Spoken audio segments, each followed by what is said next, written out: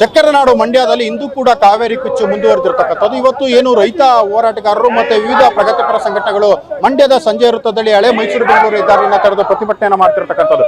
ಈ ಒಂದು ಹೋರಾಟದಲ್ಲಿ ಸತಾಯಿಸಿ ಅಜ್ಜಿಯೊಬ್ರು ಕೂಡ ಪಾಲ್ಗೊಂಡು ತನ್ನ ಹಕ್ಕಿಗಾಗಿ ಅಂದ್ರೆ ಕಾವೇರಿಗಾಗಿ ನಾನು ಸದಾ ಹೋರಾಟಕ್ಕೆ ಸಿದ್ಧವಾಗಿದ್ದೇನೆ ಅನ್ನೋ ಒಂದು ಸಂದೇಶವನ್ನ ರವಾನೆ ಮಾಡ್ತಿರ್ತಕ್ಕಂಥದ್ದು.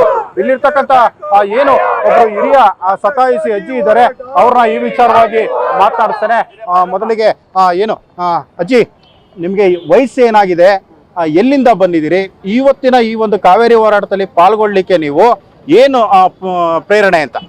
ಇದಕ್ಕಾಗಿ ನೋಡ್ರಪ್ಪ, ಕಾವೇರಿ ನೀರಿಗಾಗಿ ನಮ್ಮ ರೈತರಿಗೆ ಅನ್ಯಾಯ ಆಗ್ತೈತಿ ಅಂದ್ರಪ್ಪ. ನಮ್ಮ ರೈತರಿಗೆ ಅನ್ಯಾಯ ಆಗಬಾರ್ದು, ನಮ್ಮ ಭಾರತಕ್ಕೆ ಅನ್ಯಾಯ ಆಗಬಾರ್ದು. ಕುಡಿಯೋ ನೀರಿಗೆ ತೊಂದರೆ ಆಗ್ತೈತೆ. ನಮ್ಮ ಇಲ್ಲೇ ರೈತರಿಗೆಲ್ಲ ದನ ಕರ ಸಾಕೋದಂಗಪ್ಪ ಅಂತ ಮಾಡ್ಬೇಕು ಅಂತ ಎಲ್ಲ ಕಣ್ಣೀರು ಹಾಕೋದವೆ. ಅಂಥದ್ರಲ್ಲಿ ಕಾವೇರಿ ನೀರ ತಮಿಳ್ನಾಡಿಗೆ ಹಂಗೆ ಕೊಡ್ಬೇಕಪ್ಪ, ಕೊಡಕಾತ ನಾವು ಚಮ್ ತಗೊಂಡೋಗೋಣ, ಗೋಗುರು ಹೊಡ್ಕೊಂಡು ಹೋಗೋಣ, ನೀರು ಕೊಡ್ರಿ ಅಂತವ ಹೋಗಲ್ಲ. ನಮ್ಮ ಕರ್ನಾಟಕ ರಾಜ್ಯ ಹೋಗಲ್ಲ. ನಮ್ಮನ್ನೇ ಕೆಣಕೆ ಬರ್ತಾ ಇದಾರೆ, ಬರ್ಕೊಡ್ದು ನೀರು ಕೊಡ್ಕೊಡ್ದು. ನಾವು ಇರೋವರೆಗೆ ನೋಡ್ರಿ, ನಾನು ಇರೋವರೆಗೆ ನಾನು ನಿಮ್ಮ ಜೊತೆಲಿ ಹೋರಾಟ ಮಾಡ್ತೀವಿ ಕಣಪ್ಪ. ಇಲ್ಲಿ ನಮ್ಗೆ ಮಳೆ ಇಲ್ಲ, ಕೆರೆಯಲ್ಲಿ ಡ್ಯಾಮು ಕೂಡ ಭರ್ತಿ ಆಗಿಲ್ಲ, ಕೆರೆ ಕಟ್ಟೆಗಳಲ್ಲಿ ನೀರಿಲ್ಲ, ತಮಿಳ್ನಾಡಕ್ಕೆ ನೀರು ಕೊಡಿ ಅಂದ್ರೆ ಹೇಗೆ ಕೊಡೋದು ಅಂತ ಇಲ್ಲ ನೋಡ್ರಿ. ನಮ್ಮ ರಾಜ್ಯದಲ್ಲಿ ಕಾವೇರಿ ನೀರು ನಮ್ಮದು, ಅವ್ರದಾ ಅವ್ರ ಇಲ್ವ ಅಲ್ಲಿಲ್ವಲ್ಲ. ನಮ್ಮ ರಾಜ್ಯದಲ್ಲಿ ಕಾವೇರಿ ನೀರು ಹರಿತಾ ಇರೋದು. ನಮಗೆ ನೀರೇ ಇಲ್ಲ. ನಮ್ಮ ರೈತರಿಗೆ ನೀರಿಲ್ಲ, ಓಂಕಾನಿಕ್ತವೆ. ಅವ್ರಿಗೆ ಹಂಗೆ ಕೊಡೋಕ್ಕಾಗ್ತಪ್ಪ? ಅವರು ಒಂದು ಕಟ್ಟಿಸ್ಕೊಳ್ಳಿ, ಕಟ್ಟಿಸ್ಕೊಂಡು ನೀರು ಬಿಡಿಸ್ಕೊಳ್ಳಿ.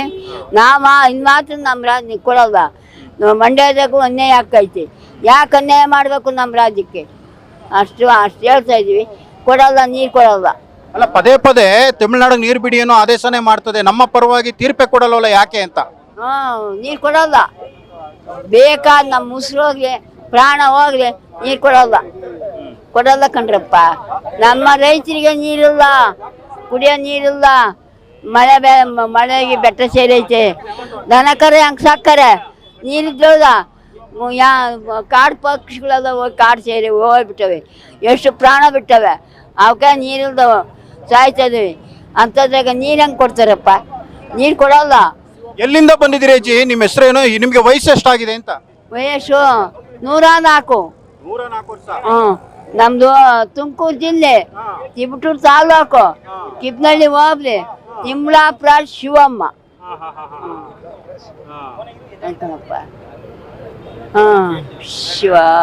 ಈಗ ಸರ್ಕಾರದವರಿಗೆ, ಮುಖ್ಯಮಂತ್ರಿಗಳಿಗೆ ಏನ್ ಹೇಳಲಿಕ್ಕೆ ಇಚ್ಛೆ ಪಡ್ತೀರಿ ಅಮ್ಮ? ಸರ್ಕಾರದವ್ರಿಗೆ ಇಷ್ಟಪಡೋದು ಅಂದ್ರೆ ಮುಖ್ಯಮಂತ್ರಿಗೆ ನೋಡ್ರಿ, ನಮ್ಮ ರೈತರಿಗೆ ಬಲ ಕೊಡ್ರಿ. ನೀರು ಕೊಡಲ್ಲ ನಮ್ಮ ರೈತರಿಗೆ. ಧೈರ್ಯ ಹೇಳಿ ಹೋರಾಟ ಮಾಡ್ರಿ, ಅವ್ರ ಜೊತೆಲಿ ನೀವು ಹೋರಾಟ ಮಾಡ್ರಿ ಅಂತ ಹೇಳ್ತೀನಿ ಮುಖಂಡ್ರಪ್ಪ. ಅವ್ರು ಹೋರಾಟ ಮಾಡಬೇಕು. ಅವರು ರೈತರ ಜೊತೆಲಿ ನಿಂತು ನಾನಿದ್ದೀನಿ ಅಂತೇಳಿ, ನಾವಿದ್ದೀವಿ ಅಂತ ಬಲ ಕೊಡಬೇಕು. ಅಜ್ಜಿ, ಈಗ ನೀವು 104 ವರ್ಷ ಅಂತೀರಿ, ಇಷ್ಟು ವಯಸ್ಸಲ್ಲೂ, ಇಳಿ ವಯಸ್ಸಲ್ಲೂ ಹಿಂಗೆ ರಸ್ತೆಗೆ ಬಂದು ಹೋರಾಟದಲ್ಲಿ ಪಾಲ್ಗೊಳ್ತಾ ಇದ್ದೀರಿ. ಎಷ್ಟೋ ಜನ ಯುವಕರು, ಈ ಸಿನಿಮಾ ನಟರು, ರಾಜಕಾರಣಿಗಳು ಹೋರಾಟಕ್ಕೆ ಬರಲ್ಲ, ಅವ್ರಿಗೆ ಏನು ಹೇಳ್ತೀರಿ ಅಂತ? ಅವ್ರಿಗೆ ಅಂತ ಅಹಂಕಾರ. ನಮ್ಮ ರಾಜ್ಯ ಉಳಿಸ್ಕೋಬೇಕು, ನಾವು ಉಳ್ಕೋಬೇಕು ಅನ್ನೋದು ಅಭಿಮಾನ ಅವ್ರಿಗಿಲ್ಲ ಏನ್ರಪ್ಪ. ನಮ್ಗೆ ಯಾಕ ಅಂತಾರೆ. ಅವ್ರು ಎಲ್ಲ ಹೋರಾಟ ಮಾಡ್ಬೇಕಂಡ್ರಪ್ಪ. ಕೈ ಕುಡಿರೆ ಹೋರಾಟ. ಒಂದು ಕೈ ತಪ್ಪಾಳೆ ಹೊಡೆದ್ರೆ ಆಗುತ್ತೇನಪ್ಪ? ಕೈ ಕೂಡಬೇಕು. ನಾವಿದ್ದೀವಿ ಅಂತೇಳಿ ಬೆಂಬಲ ತೊಟ್ಟಿ, ಅದೇ ತೊಟ್ಟಿ ಬರಬೇಕು.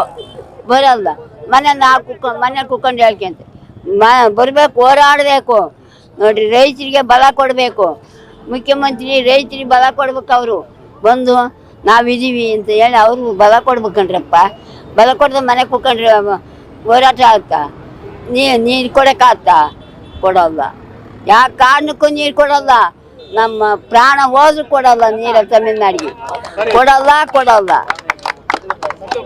ಇದಿಷ್ಟು ಏನು ತಿಪಟೂರಿನಿಂದ ಬಂದಿರತಕ್ಕಂತ ಸತಾಯಿಸಿ ಶಿವಮ್ಮ ಅವರ ಮಾತಾಗಿರ್ತಕ್ಕಂಥದ್ದು. ಇಂದಿನ ಯುವ ಪೀಳಿಗೆಗೆ ಹೋರಾಟಕ್ಕೆ ಬರಬೇಕು, ನಾನು ಸತ್ರೂ ಕೂಡ ಯಾವುದೇ ಕಾರಣಕ್ಕೂ ತಮಿಳುನಾಡಿಗೆ ನೀರನ್ನ ಕೊಡ್ಲಿಕ್ಕೆ ನಾನು ಬಿಡೋದಿಲ್ಲ ಅನ್ನೋ ಖಡಕ್ ಎಚ್ಚರಿಕೆಯನ್ನ ಸಂದೇಶವನ್ನ ಕೊಟ್ಟಿರ್ತಕ್ಕಂಥದ್ದು. ಕ್ಯಾಮ್ರಾ ಪರ್ಸನ್ ರಜನೀಶ್ ಪಾಟೀಲ್ ಜೊತೆ ಶಶಿಕುಮಾರ್ ದೊಡ್ಡಯ್ಯ, TV5 ಕನ್ನಡ, ಮಂಡ್ಯ.